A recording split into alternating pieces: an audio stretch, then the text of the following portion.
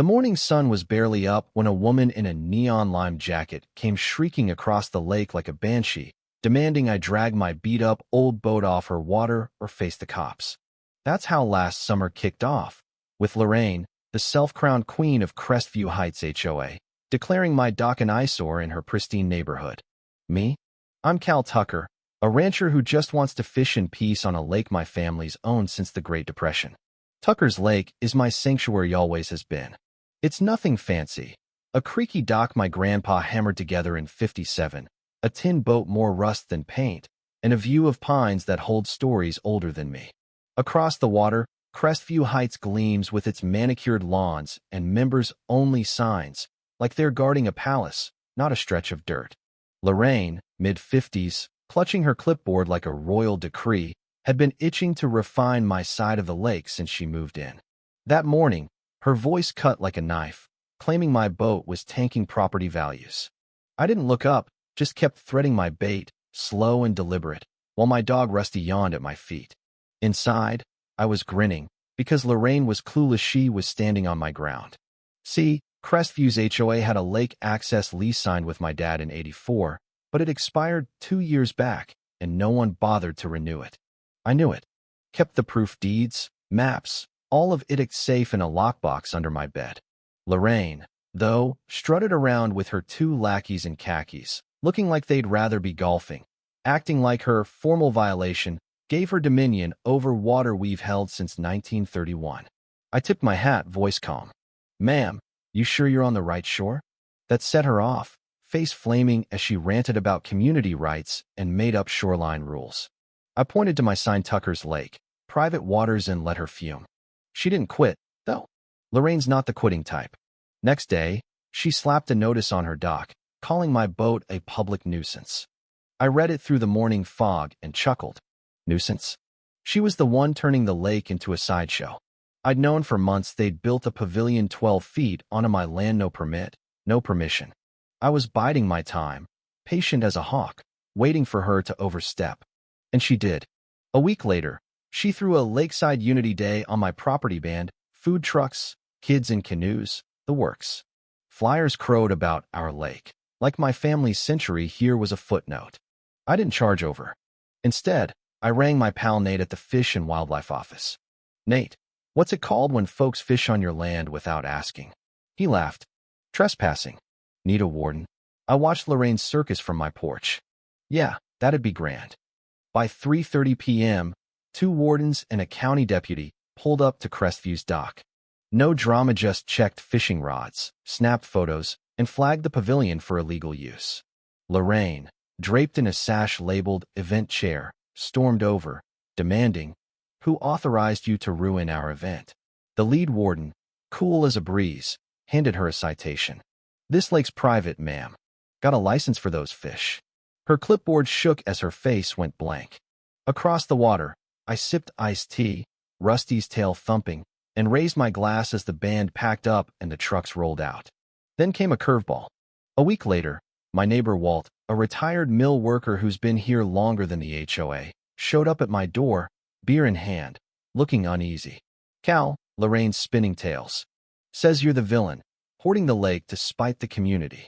I raised an eyebrow. "You buying that, Walt?" He shook his head. "Nah, but some folks are.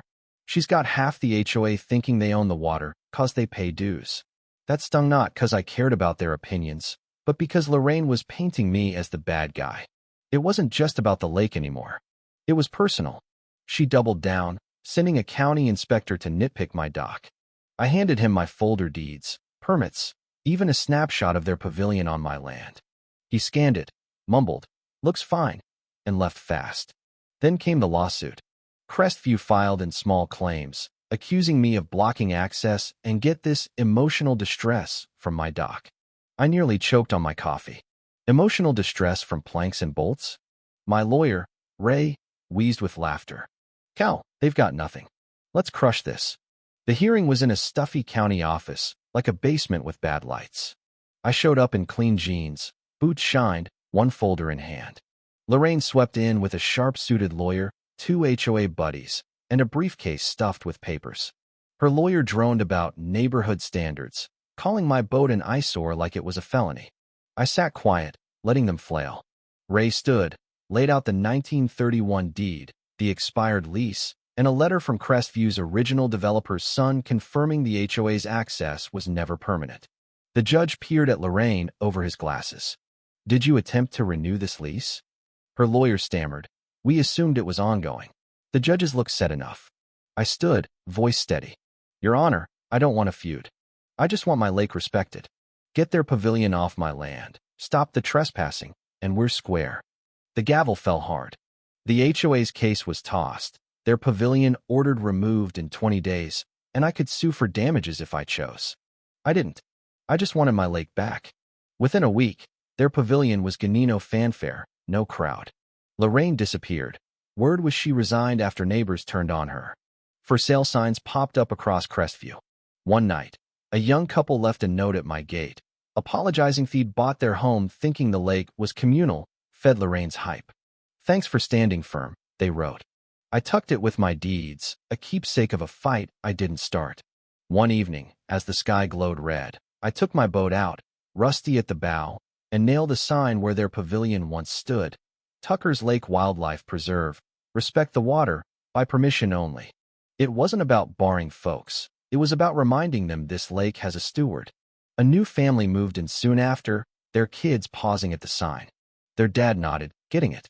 They left a note asking to hike my trail. I wrote back, "Go for it. Leave no trace. Wave if you see me."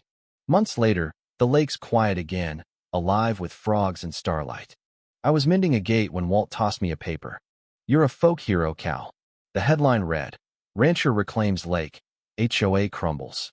There was a photo of me rowing, Rusty standing tall. I folded it, stashed it with my papers, and got back to work. That night, on my porch with Rusty snoring, a faint banjo tune floated from Crestview, not loud, just right. For once, the lake felt at ease. Lorraine thought she could bully me out, but she didn't know who she was up against. I didn't fight with rage, I fought with facts. And facts don't budge. But here's the rub. Was I too rigid? Could I have shared the lake, found some compromise? What do you think? Would you dig in for what's yours or bend for peace? Let me know.